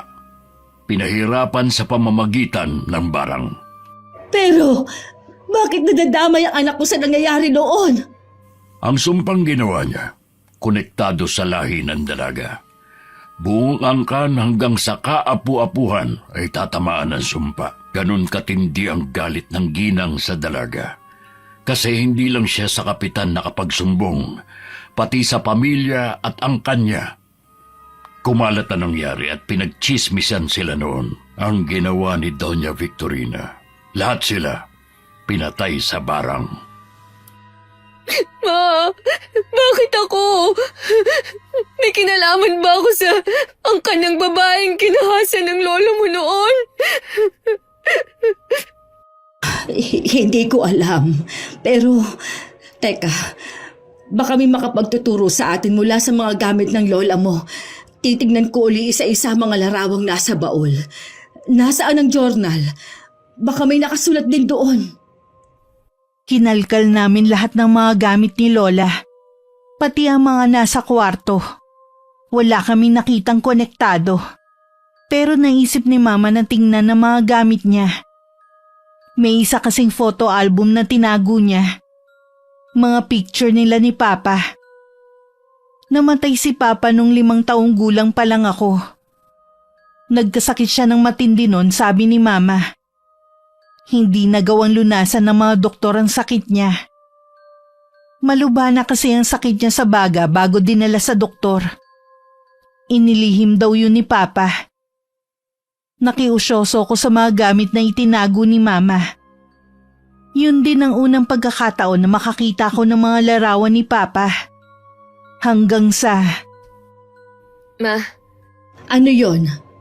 tingnan niyo po to. Sino ang babaeng to? Yan ba? Ang sabi ng papa mo, kapatid daw yan ng lolo niya, pero namatay sa sakit. Siya po! Hindi ako pwedeng magkamali. Siya ang babaeng pinahihirapan ni Doña Victorina. Ano? Siya ang babaeng nakikita kong pinubugbog sa bodega at ginahasa ng asawa niya. Mahaba lang ang buhok dito sa picture pero kamukhang kamukha niya, Ma. Diyos ko! May dugo nga ako ng babaeng yun. Kaya pala ako nadadamay. At saka, kaidaran ko siya. Kaya rin siguro, nabubuhay uli ang kwento sa bahay na to. Dahil konektado ang lahat. At dito rin naganap ang mga pangyayari. Ibig sabihin, mamamatay rin ba ako, Ma? Hindi ako papayag. Sabi naman ni Lucio, mapipigilan kapag nalaman na kung saan nagsimula ang lahat. Magagawa niyang putulin ang sumpang ito. Hindi ako papayag na madamay ka dito. Pero Ma... Anak, makinig ka. Ano man ang sumpang inilagay ni Lola, mababali yon ang pananampalataya. Basta magtiwala ka lang sa kanya. Naiintindihan mo ba? Ma... Natatakot po ako. Hindi. Kaya natin ito, anak. Hindi kita pababayaan. Nandito lang ako. Gagawin ko ang lahat para mailigtas ka. Hapon ng Huwebes. Naggagayak na ng mga gagamiting pang-ritual sina Mang Lucio at Gerald.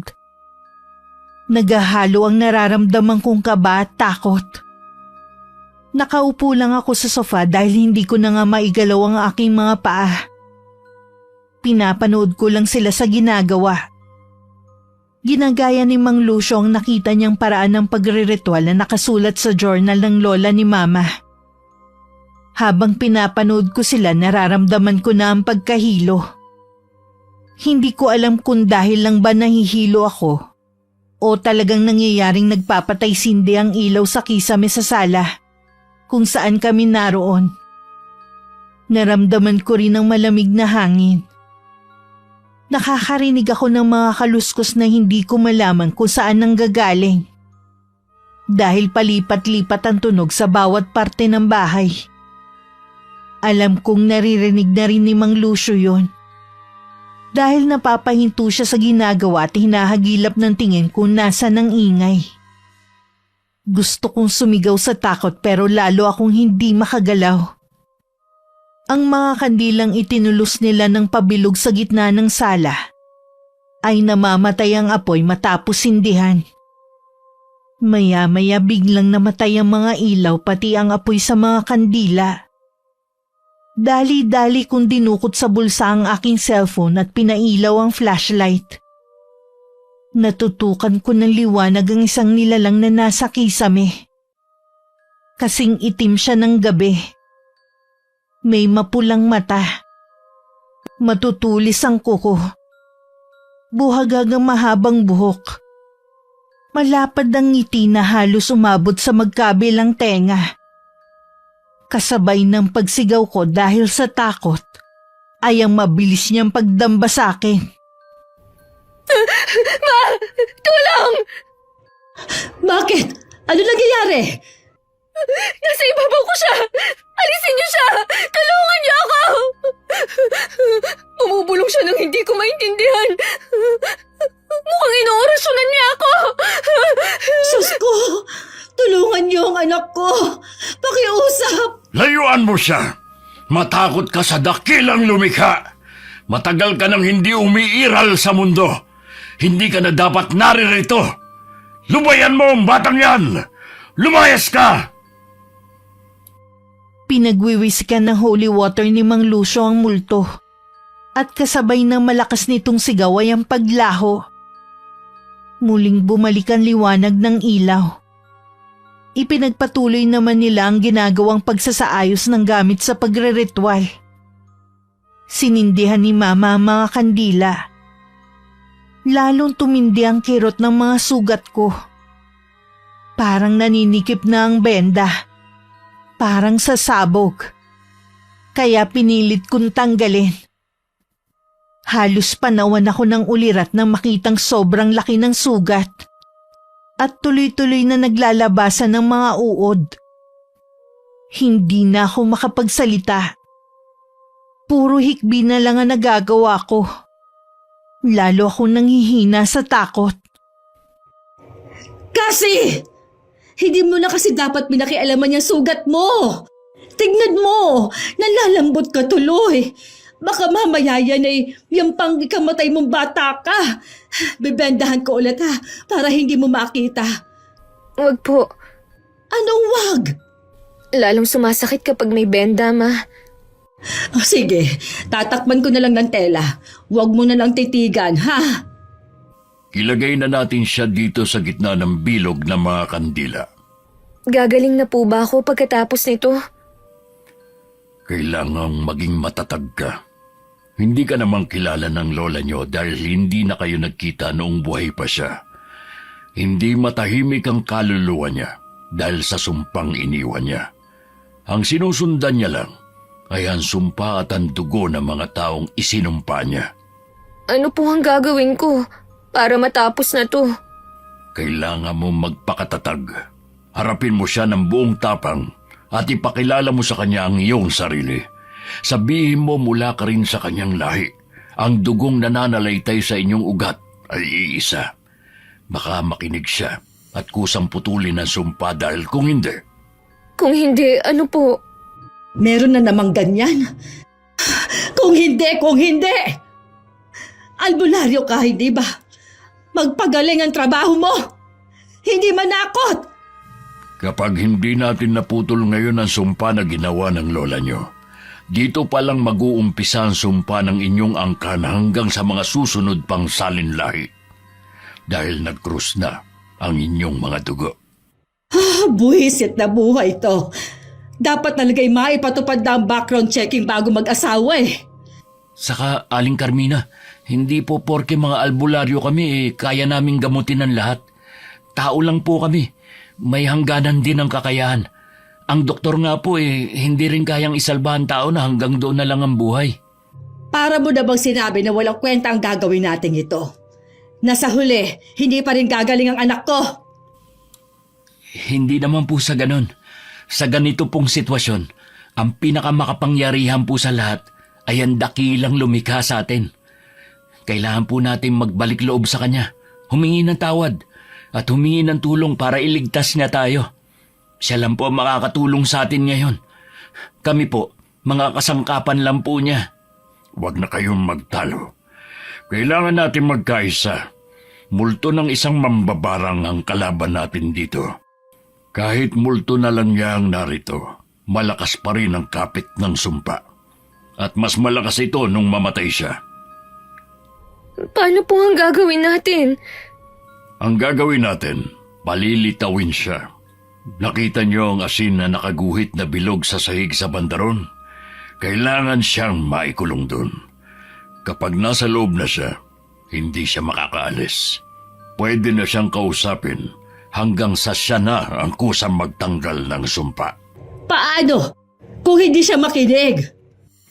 Meron naman ho kaming plan B. Kaso hindi po pwedeng sabihin yun. Kasi ang multo po nakakarinig din yan. Nag-iisip, kapag nalaman nila ang plano natin, pwede silang gumawa ng paraan para matalo tayo. Kaya ihanda na lang po natin ang ating sarili. Kasi sa oras na lumitaw siya sa ating paningin, yung kanina na itsura niya, mas nakakatakot pa siya doon. Tumigil ka na, Gerald. Hindi nakakatulong ang sinasabi mo. Lalo mo silang tinatakot. Simulan na natin ang pagre-ritual. Opo. Binuklat uli ni Mang Lucio ang journal. Binasa ang ilang nakasulat doon. Ang sabi niya, yun daw ang mga orasyon na sinambit noon habang isinasagawa ang pagbibigay ng sumpa. Pero ngayon sasambitin daw niya ng pabaliktad. 3 ulit niyang ginawa ang pagbasa. Habang si Gerald naman ay nagwiwisik ng holy water sa buong bahay. Pagtataboy daw sa multo para mapilitang lumitaw. Maya-maya napasigaw kami ni Mama dahil biglang tumalsik si Gerald at dumausdos sa sahig. Tiningnan ko ang pinanggalingan niya. Sa dingding unti-unting may bulto ng tao ang lumitaw. Kulay itim na para bang anino. Lalong nilakasan ni Mang Lucio ang pagbigkas ng orasyon. Hanggang sa nagalit na ang multo. Sino ka lapastangan para gawin ito? Sinusubukan mo putulin ang sumpang ibinigay ko sa babaeng yan? Hindi siya ang babaeng isinumpa mo. Matagal na siyang patay. Namatay rin siya dahil sa sumpa. Pinahirapan mo siya hanggang kamatayan. Sinungaling! Nararamdaman ko sa kanya ang dugong nananalaytay sa kanyang ugat. Paano mo nasabing hindi siya yan? Oh, nananalaytay sa kanya ang dugo ng babaeng pinatay mo. Dahil apo siya nun. Kagaya mo, apo mo rin siya mula sa iyong dugo. Huwag mong binibilog ang ulo ko, lalaki! Lapastangan ka! Hindi mo mapuputol ang sumpang ibinigay ko sa kanya. Isa siyang malanding babae. Makate! Inakit niya ang asawa ko. Pagkatapos ay ipinagkalat na siya ay ginahasa. Ang kapal na mukha niyang gawin yon. Sa amin, na mula sa prominenteng pamilya, dinungisan niya ang aming reputasyon. Dapat siyang mabatay. Ginahasa naman talaga siya eh. Kitang-kita ko kung paano siya sa pilitang hinubaran. Nagmakaawa siya, pero hindi siya pinakinggan. Siya ang biktima, pero siya ang pinarusahan niyo. Lumalabang ka pa rin talagang babae ka. Gusto ko nang itago ang sarili ko sa kinauupuan ko. Nang makita ko ang matinding galit sa kanyang mga mata. Nang ipakita na niya ang kanyang sarili. Tama si Gerald. Mas nakakatakot na siya. Hindi siya kagaya ng nasa larawan na maganda, disente at kahanga-hangang babae. Isa na siyang halimaw, kulubot ang balat, may matulis na mga kuko, mapula ang mata at may presensyang mabigat na puno ng galit at selos. Hindi ako papayag na manatili ka sa mundong to. Papatayin kita hanggang sa kahuli-hulihan mong salinlahi. Hindi nga ako siya! Tigilan mo na ako! Tulong! Ah! Ah! Sinasakal niya ako! Ah! Layuan mo siya! Matakot ka sa dakilang lumika! Tignan mo ang kanyang liwanag! Hindi mo ko madadala sa ganyan lalaki. Mas malakas na ako ngayon kesa dati. Hanggat nandito ang babaeng to, hindi ako matatahimik. Papatayin ko siya! Wag! Parang awa mo na, Lola. Wag ang anak ko. Pakiusap. Wag siya. Ano? Anak? Sino ka? Ako po ito. Natatandaan mo pa ba? Si Carmina, ang anak ni Romualdo at Veronica. Si Cassie, anak ko siya. Parang awa mo na. Putulin mo na ang sumpa. Patay na ang babaeng isinumpa mo. Pero dahil nadamay ang mga kaapu-apuhan niya, kaya pati ang sarili mong apo, mamamatay rin. Isang malaking kalokohan! Maniwala ka. Damhin mo ang dugong nananalaytay sa kanya. Dugo mo rin ito. Mas nararamdaman mo lang ang dugo ng babaeng isinumpa mo dahil nakatuon ka sa galit mo sa kanya. Pero damhin mo, Lola. Dugo mo rin ang nananalaytay sa kanya. Hindi! Hindi niyo ako maluloko! Pinaniniwala niyo ako para lang iligtas ang buhay niya? Kung ganon, idadamay ko na rin kayong lahat na narito! Nagtangka siyang magsambit uli ng orasyon para muling magsagawa ng bagong sumpa. Pero inunahan siya ni Mang Lucio.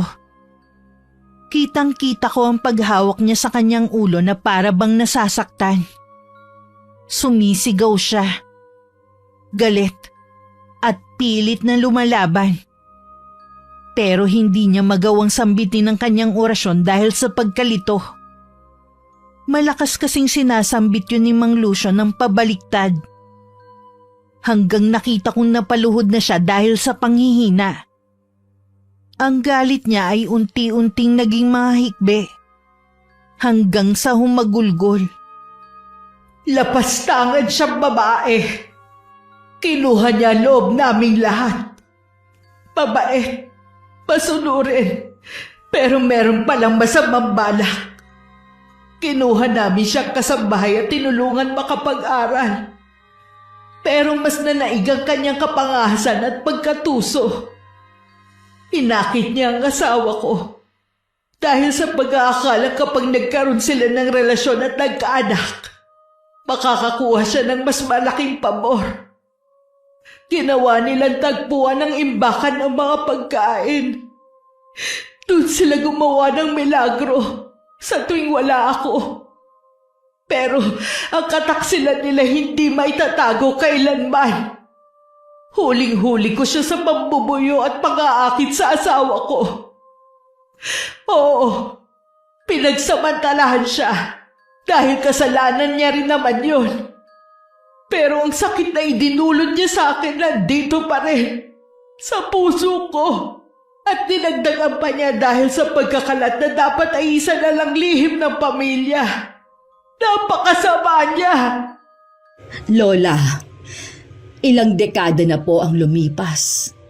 Wala na kayong lahat. Natapos na ang buhay ninyo dito sa lupa. Alam kong pagod ka na. Ang tagal niyo na rin kinimkim ang lahat. Kapag hindi niyo magawang magpatawad, hindi kayo makakatawid ng payapa. Patuloy kayong makukulong dito. Maghihirap ang mga taong may dugo ng bawat naging sangkot sa lahat. Higit sa lahat, kami na mga mula rin sa lahi ninyo, nadadamay na. Paano naman po kami? Ang anak ko, si Cassie, dugo niyo rin siya. Tingnan mo ang kalagayan niya ngayon. Maaatay mo bang mawala ng saysay ang buhay niya? Bata pa siya. Hindi pa nagsisimula ang buhay niya. Putulin mo na po ang sumpa, Lola. Nakikiusap po ako. Apo? Siya? Mula sa dugo ko? Bakit nagkaganon? Wala kaming alam sa nakaraan niyo. Nagtagpo ang landas namin ng asawa ko nang hindi namin alam na konektado siya sa babaeng isinumpa ninyo. Kaya heto, ang anak kong nadurusa ngayon. Para mo na pong awa, alisin niyo na po ang sumpa. Nakita ko ang kalituhan kay Lola.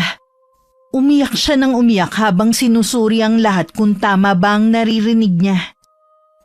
Maya-maya ang pag-iyak niya dahil sa galit ay napalitan ng iyak na mula sa pagsisisi. Nalugmok siya sa kinauupuan. Hanggang sa nakita kong unti-unting naglalabas ang katawan niya ng iba't ibang hayop at insektong ginagamit sa pambabarang. Nagtatakbuhan ng mga daga palabas ng bahay. Lumilipad ang mga langaw at putakte. Gumagapang sa sahig ang mga uod na iba't ibang laki. Ilang minuto rin yun nangyari. Hanggang sa ang multo ni Lola ay unti-unting naglaho. Nang wala na siya, nawala na rin ang mga daga at insekto. Naiwan kaming tulala. Hindi makapaniwala sa mga nakita. Nabasag ang katahimikan na magsalita si Mang Lucio. Wala na siya. Tinapos na rin niya ang sumpa. Hindi ko na nararamdaman ang bigat na enerhiyang bumabalot sa buong bahay. Anak, kumusta na ang pakiramdam mo? Gumaan na, Ma. Pero ang paa ko masakit pa rin ang sugat at hindi ko pa rin maigalaw. Hindi yan basta-basta mawawala. Sugat pa rin yan na kailangang gamutin hanggang sa maghilom. Magkakapeklat ako nito. Ang laki pa naman ng mga sugat ko.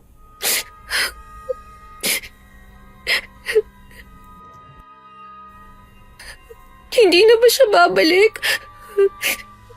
Buti talaga naniwala siya.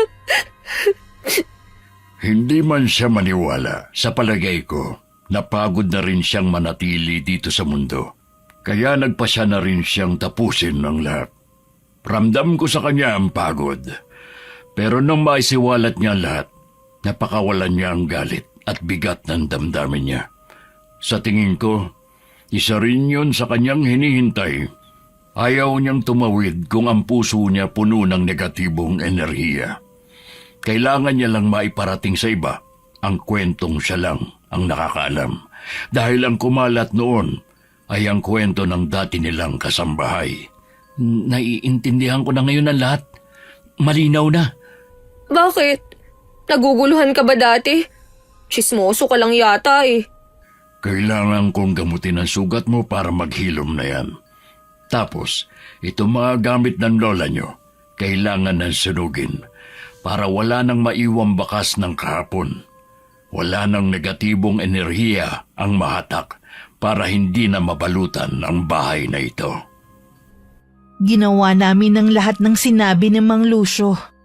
Sa likod bahay, dun namin sinunog ang mga gamit mula sa silid ng lola ko. Wala kaming iniwan kahit isa.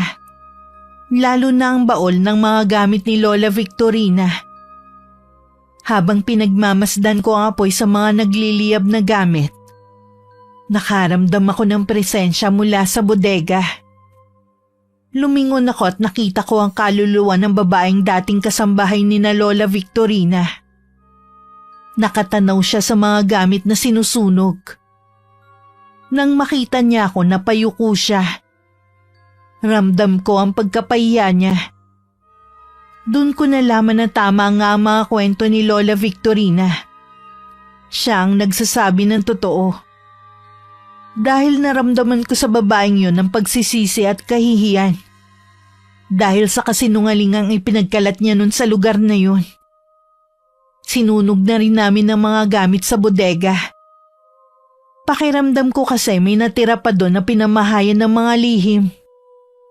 Kahit sinabi ni Mama na ang mga gamit doon ay hindi nakabilang sa mga naiwang gamit ng lola namin, pinasunog ko pa rin. Maraming salamat sa lahat ng tulong ninyong magtiyuhin, ha? Kung hindi dahil sa inyo, patay na ang anak ko ngayon. Ma, paulit-ulit talagang sabihin yan. Baka gusto mo na talaga akong mamatay. Kapag naririnig ko yan, para akong hinahatak sa hukay. Ikaw na lang ang gumagawa ng takot mo. Kung kailan tapos na ang lahat, saka ka naman natatakot ng ganyan. Mula ngayon, huwag ka na magkakape ha. Pakialam mo ba? Baka pati pagkakape ko, ipagbabawal mo rin. Pwede sige, magkape ka na magkape hanggang mangitim ka. Huwag mo na lang sasamahan ng gatas yung kape mo ha. Masama yun. At bakit naman? Kasi ang gatas, pampalakas. Ang kape, pampanerbiyos. Kaya bawal magsama. Bahala ka, ikaw rin. Baka ang iinumin mong kape, lumabas pa dyan sa sugat mo. Sira ulo. Gerald, halika na. Malis na tayo. Bitbitin mo na yung mga gamit. Opo, tiyo. O sige, mauna na kami sa inyong dalawa, ha? Mag-ingat kayo. Tatawagan ko na lang si Sir Fred para itanong kung itutuloy pa ba ang paglilinis ko sa bahay na ito. Nandyan na naman kayo, di ba? Pwede ka pa naman maglinis dito kapag wala kang ginagawa. Hindi rin naman namin kayang linisin ang ibang parte ng bahay kagaya na lang ng bubong. Pag-iisipan ko. Siya nga ho pala, hindi ba albularyo kayo? Bakit po pala kayo nagtatrabaho dito bilang caretaker? Wala ba kayong kinikita sa panggagamot at pagtataboy ng multo? At saka sa pakikipaglaban sa mga mambabarang kagaya ni Lola? Hindi naman ako naniningil sa mga ganong bagay. Kawang-gawa ang tawag doon. Kapag tinawag ka sa ganong serbisyo, ang tawag doon, calling. Ha? Sige po. Tinawag na, calling pa. Salamat po uli sa tulong nyo. Ay sige, alis na kami. Tara na, Gerald. Opo. Kunin mo. Ano to? Dahon ng bayabas. Alam ko. Anong gagawin ko kako dito? Panglanggas ng sugat mo. Bagong tuli ka, di ba? Sira ulo ka talaga. Aray ko, binti ko. Sumakit tuloy. Huwag ka nang babalik dito ha. Buisit! Tama na yan. Halika na sa loob ng bahay. Ama, kanina nakita kong may inabot ka kay Mang Lucio. Ano yun ha? Nakasobre pa. Love letter ba yun? Love letter ka dyan. Pera ang laman nun. Pera? Akala ko ba hindi siya nagpapabayad? Ilang araw natin siyang inabala kasi. Saka, kailangang may maiabot ka sa mga ganyan na kahit magkano lang. Kasi kung wala raw, nagkakasakit sila. Tama. Baka nga sumakit ang tiyan nila. Kasi gutom sila. Wala silang pera eh. Umiiling akong sumunod kay Mama papasok ng bahay. Napahinto ako saglit at pinagmasdan ang kabuuan nito. Noon ko lang napansin na maganda pala ang bahay ng lola ko. Maaliwalas. At puno ng mga kwentong mula noon ay iningatan ko na sa aking puso. Ang bawat ipinamama ng ari-arian, may mga kwentong hindi na ipamana. Pero matutuklasan mo ng kusa. At ang kwento ng bahay namin, alam ko, ito ang pinakakakaiba sa lahat. Marami pong salamat sa inyong pakikinig sa aking kwento. Muli po ako si Cassie. More power po sa inyong channel, Miss Gwen. Wakas.